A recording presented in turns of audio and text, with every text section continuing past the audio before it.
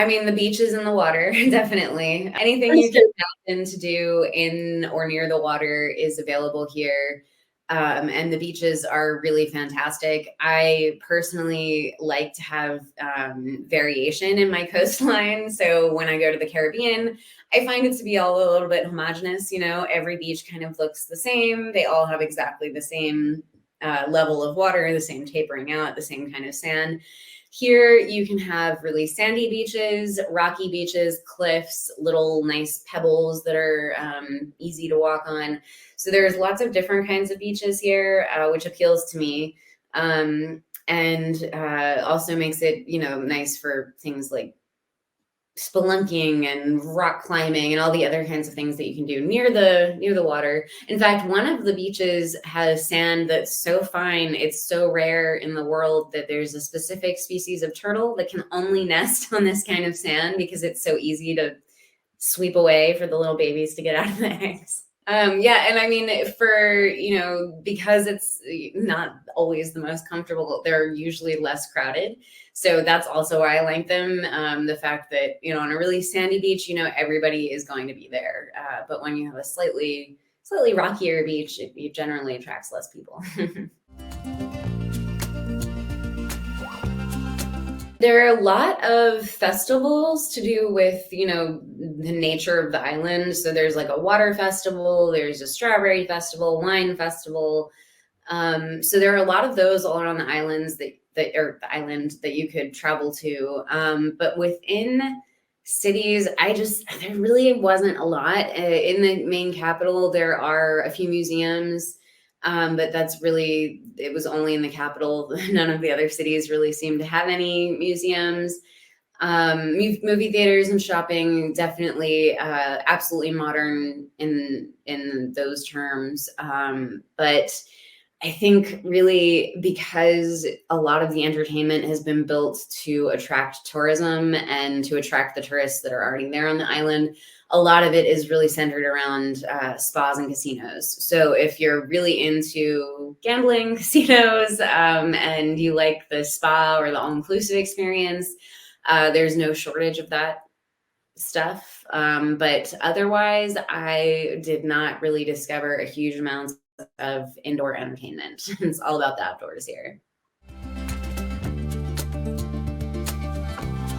Definitely, Northern Cyprus is cheaper even than Southern Cyprus, and both are very affordable. So, I mean, and again, you're not going to be running your heating all winter long. So, for several months of the year, you probably wouldn't need air conditioning or heating.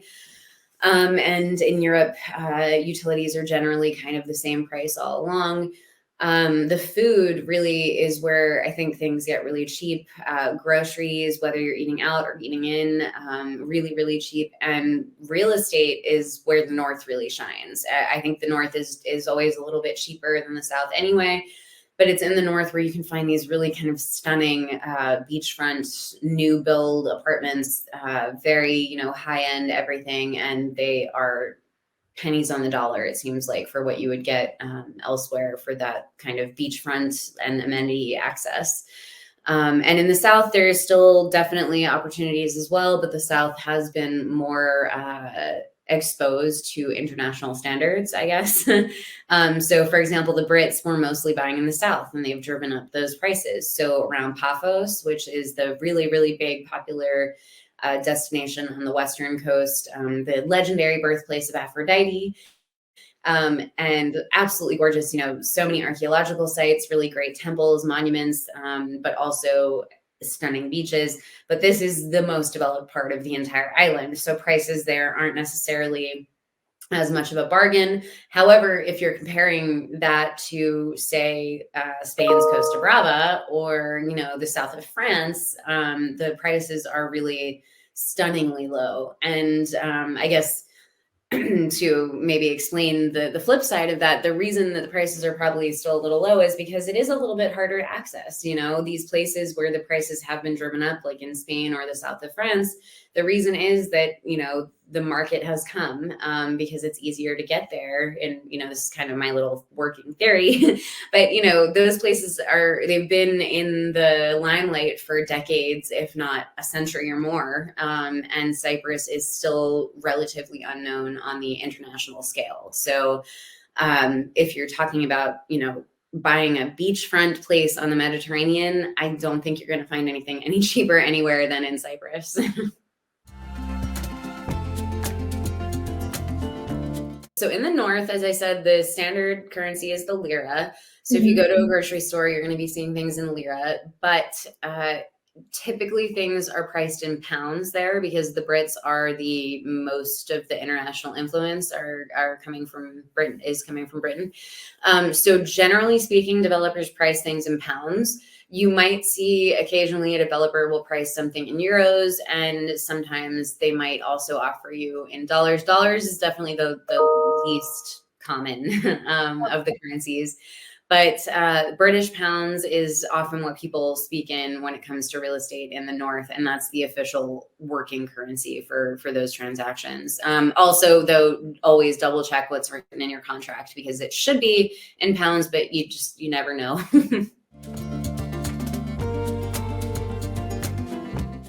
So yeah, I actually did. My husband and I had made a personal investment while we were there, in new construction. In fact, pre-construction. So our apartment probably won't be. I think 3 years was the timeline that we're currently looking at, which means you're getting the lowest possible price. There's nothing there but a plot of land and a map that I can look at and say that's where mine will be built eventually.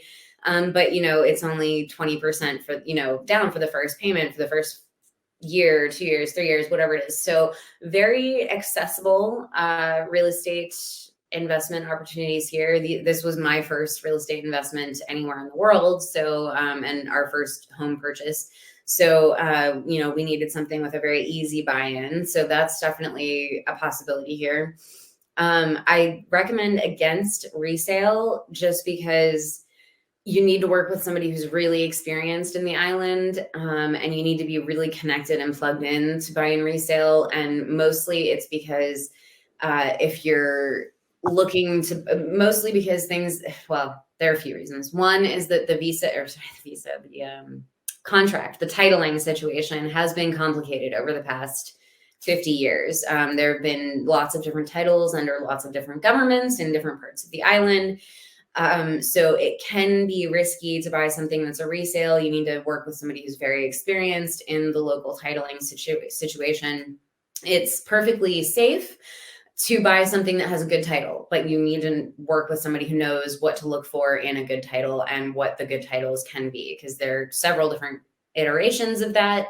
And there's no point in me even trying to explain it. I barely understand it myself, and it's not worth anybody else even trying to understand, because that's what we pay the real estate and lawyer people for.